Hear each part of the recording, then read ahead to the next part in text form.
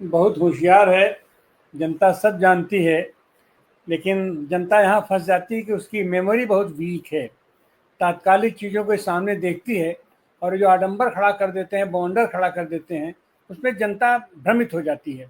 और जब तक वो उससे उबरने की कोशिश करती है, तब तक गाड़ी पार हो जाती है। गाड़ी पार हो जाती है मतलब ये झूठे तरीके से ये अपना वोट बना करके फर्जी वोट से जैसे करते हैं परिणाम निकाल लेते हैं। आप घुसपैठियों की बात कर रहे हो। हम्म आप घुसपैठियों की बात कर रहे हो, और आप तो घुसपैठियों की पूरी सरकार अपने यहाँ आप उसको आज की तारीख में शरण दे दिए हो। आप बांग्लादेशी घुसपैठियों की बात करते हो, और बांग्लादेश से जो भगा दी गई वो आपके लिए ही, आपके व्यक्तिगत लाभ के लिए वो वहां काम कर रही थी, उसके खिलाफ वहां विद्रोह हो गया, और आप उसकी पूरी पूरी प्रवासी सरकार आप अपने यहाँ चलवा रहे हो। अभी सूचना आई है कि दिल्ली में और कलकत्ता में ये शेख हसीना ने अपना दफ्तर खोल दिया है। इसको क्या कहेंगे? ये प्रवासी ये घुसपैठिया है कि नहीं है? और इससे बड़ा प्रमाण क्या हो सकता है? जिस तरीके से राहुल गांधी ने प्रमाण दिया, समान अपना प्रमाण दिया एक विधानसभा क्षेत्र का, अपना महाराष्ट्र के, तो वो कर्नाटका के, तो ये सारी चीजें हैं। और आज की तारीख में घुसपैठियों की आप बात करते हो, हमारे यहाँ से ही कितने लोग जाते हैं, रोजगार है नहीं, रोजी है नहीं, कुछ है नहीं, कहाँ जाते हैं? और जो जहां चले गए, तो आप पता चला कि आप तो उनको नागरिकता से ही वंचित कर दे रहे हो, कि जो जहां चले गए वो वहां तो मतदाता बनेंगे नहीं, और वो जहां से गए आपने वहां से भी उनका नाम काट दिया। तो आप तो एक जगह तो आप घुसपैठियों को बाहर करने की बात कर रहे हो, और एक जगह अपने ही लोगों की नागरिकता को आप समाप्त करने की बात कर रहे हो। ये कौन सा न्याय है? और ये भारत के जितने भी अब तक इसकी मान्यताएं थी, हमारी नीतियां थी, अब जैसे विदेश नीति थी, विदेश नीति में आपने मानवता की धज्जियां उड़ाते हुए गादा में खुलेआम आप नरसंहार देख रहे हो। आपके ही कारण जो स्थिति बनी है, लंका की स्थिति बनी है, आपके ही कारण आज की तारीख में आपसे जो सबसे निकटस्थ राज्य था, जब अगर आप अपने आप को हिंदू राज्य का ये ध्वजवाहक कहते हो, तो दुनिया में एक ही राज्य था, अपना नेपाल था, हिंदू राज्य था, और वहां भी आप उसके प्रति भी आप क्या कर रहे हो? माने उस छोटे से 4 करोड़ की आबादी के देश को भी आप अपना मित्र बना करके नहीं रख पा रहे हो। और आज की तारीख में भी जिस चीन से आप उसके खिलाफ आप बहिष्कार का नारा देते हो, और एक तरीके से वामपंथी और वो पूरा नरेशन कर करके आप उसके खिलाफ माहौल बनाते हो, उसके साथ मिलकर के आप नेपाल के अधिकारों का आप हनन कर रहे हो, जो कि वो हमारे साथ का वो सबसे निकटस्थ है, हमारे गोद में हमारे साथ वो खेलने वाला देश है अपना नेपाल। तो आप ऐसा क्या कर रहे हो? ये सारी चीजें आदमी देख रही है, और आप तो निकृष्टता की इस पराकाष्ठा पर चले गए हैं कि आपने अपनी हार आप देख रहे हो उपराष्ट्रपति में। तो उपराष्ट्रपति का जो योग्यतम कैंडिडेट है, अब तक के जितने उपराष्ट्रपति हुए हैं, राष्ट्रपति हुए हैं, मैं तो कहूंगा कि उन सारे लोगों का अगर तुलना कर दीजिए, तो योग्यतम आदमी अपने सुदर्शन जी हैं। और उनके लिए आप क्या कर रहे हो? आप उनके लिए आज आरोप लगा रहे हो कि उन्होंने वह जो एक फैसला दे दिया था सलवा जुड़ूम का, उसके चलते हम नक्सलियों को समाप्त नहीं कर पाए। माने ये आप उनको कैसे समाप्त करना चाहते हो? सारे आदिवासियों को अपने धरती से आप मिटा देना चाहते हो? तो सारे बिहारियों को आप अपनी धरती से मिटा देना चाहते हो? ये सारे गरीबों को आप अपनी धरती से मिटा देना चाहते हो? आप कौन सा निरसन करते हो? एक गांधी को आपने, राहुल गांधी को आपने पप्पू पप्पू करके उसके पूरे खानदान को आप किस तरीके से आप जलील कर रहे थे। और नेहरू जो कि नींव रखा है, ये वास्तविक माना जाता है अपना भारत का, तुम उसके खिलाफ ऐसा ऐसा जहर उगले, ऐसा ऐसा जहर उगले, और उसी पीढ़ी से वो पैदा हुए बच्चे राहुल गांधी को, जो कि आज से 15 साल पहले प्रधानमंत्री वो हो जाता था। ये उसकी त्याग है, उसकी तपस्या है, क्योंकि वो लड़का और उसकी माँ ये नहीं, ये सोनिया जी पूर्ण रूप से भारत की मिट्टी में मिल रही हैं, मर खप रही हैं, जिसकी दादी की हत्या की गई, जिसके पिता की हत्या की गई, उसके साथ भी तुम इस तरीके की बात करे। इतनी घटिया राजनीति और इतनी ओछी राजनीति। और ये हमारे प्रधानमंत्री जी आज की तारीख में क्या नारा दे रहे हैं, ये सारे अपराधी लोग सत्ता में इसलिए रहना चाहते हैं कि रहे, मैं भी उनका रास्ता बंद कर दे रहा हूं, और जिसकी गिरफ्तारी हो जाएगी उसको उसके कुर्सी से छीन लिया जाएगा। किसकी गिरफ्तारी, आप कैसे गिरफ्तारी करते हो? 5 साल से उमर खालिद को आपने बंद कर रखा है जेल में, कौन सा अपराध है उसका? और जो सबसे बड़ा अपराधी है देश का, घोषित अपराधी है, तड़ीपार की सजा आपकी ही सरकार ने उसको दिया था, आप उसको सिर माथे बैठा करके रखे हो। अपने ऊपर के मुकदमे को आप खुद हटाने वाले लोग आपके यहाँ पड़े हुए हैं, आप उनको संरक्षण देते हो। तो ये सारी चीजें देश की जनता समझ रही है, और देश की जनता से ज्यादा बिहार की जनता समझने लगी है। और बिहार में आज की तारीख में आपके पास क्या काट है?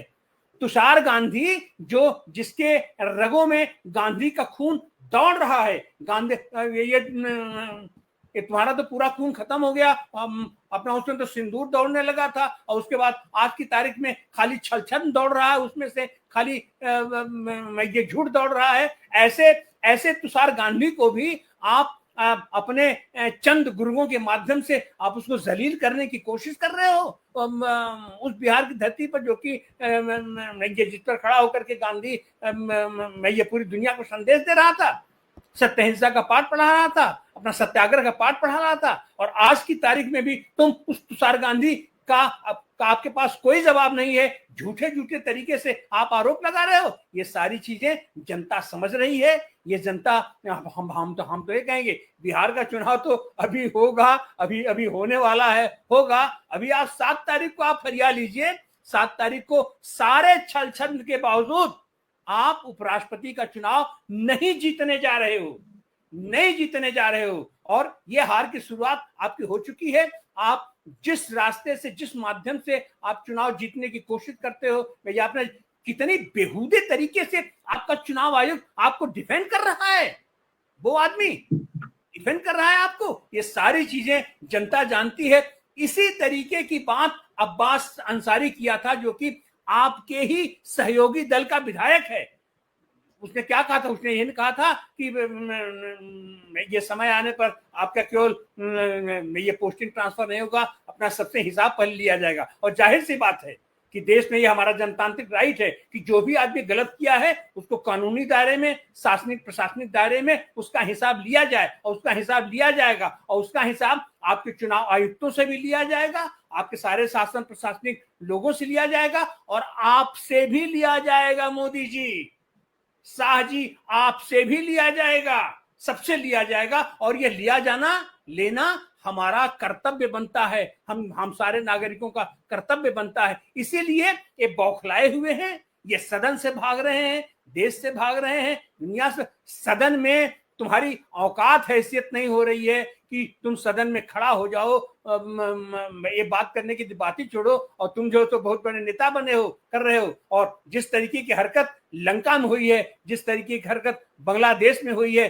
तुम डर दिखा रहे हो हमारे देश को, हमारे नागरिकों को, कि इस तरीके की बात आप लोग कर रहे हैं, आप लोग राष्ट्रद्रोही है। राष्ट्रद्रोह नहीं है, ये जनतंत्र को रक्षा करने वाले जितने भी लोग हैं, जनतंत्र को सही तरीके से उनका सम्मान करने वाले जितने भी लोग हैं, अब उनका दायित्व बनता है कि इनके जो भी हथकंडे हैं, चोरी करने के हथकंडे हैं, व्यभिचार करने के हथकंडे हैं, उन सारे हथकंडों को खुद उसको समझ करके लोगों को भी समझाएं। और अब तो जनतंत्र की रक्षा के लिए अपना वोट ही जब आपका नहीं रहेगा तो कौन सा जनतंत्र रहेगा, कौन सा संविधान रहेगा, क्या रहेगा? इस समय संकट बहुत गहरा है और इस संकट को समझा जा रहा है। इसीलिए एक पॉलिटिकल यात्रा हो रही है और उसमें इंडिया गठबंधन की यात्रा हो रही है। वहां भी कमियां हैं थोड़ी सी, मैं उसका जिक्र करना चाहूंगा। जिस तरीके से तेजस्वी ने एक दिन वक्तव्य दिया था कि राहुल जी और तेजस्वी जी का महागठबंधन है, इस सारी चीजों से भी आपको बचना चाहिए।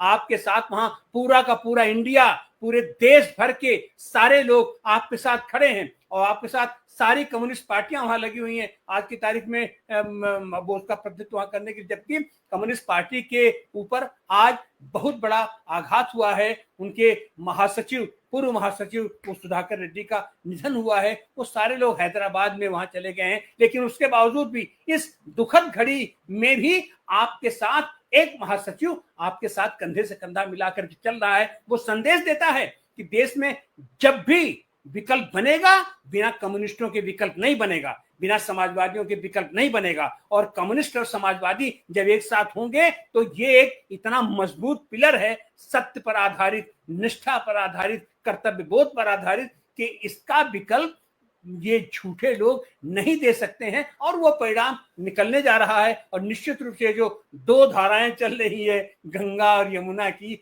एक तरफ से इंडिया गठबंधन की वो धारा, और एक तरीके तरफ से तुषार गांधी के नेतृत्व में ये पूरे के पूरे जन समुदाय, सामाजिक संगठनों की धारा, तो राहुल गांधी की धारा और तुषार गांधी की धारा जहां मिलेगी तो जाहिर सी बात है वहां उस संगम पर तुम्हारे जैसी व्यवस्था के अंदर उपद्रव नहीं होगा, तुम्हारे जैसी व्यवस्था के अंदर वो हत्याओं का दौर नहीं चलेगा। वहां से एक पवित्र तरीके का एक पवित्र तरीके का संगठन निकल के आएगा, देश निकल के आएगा, व्यवस्था निकल के आएगी। और हमको लगता है कि उस तरफ देश बढ़ रहा है।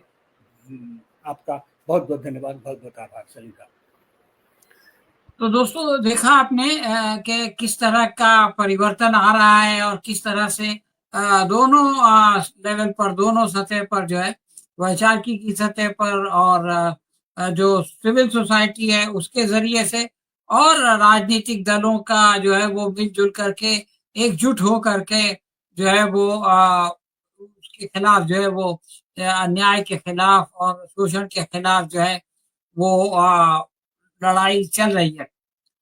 तो ये जो मिलन हो रहा है और जिस तरह से कि एक ताकत, एक शक्ति जो है वो सामने आ रही है, इस पर अहमद फराज का एक शेर है, गमे दुनिया भी गमे यार में शामिल कर लो, गमे दुनिया भी गमे यार में शामिल करो, नशा बढ़ता है शराबें जो शराबों में मिले।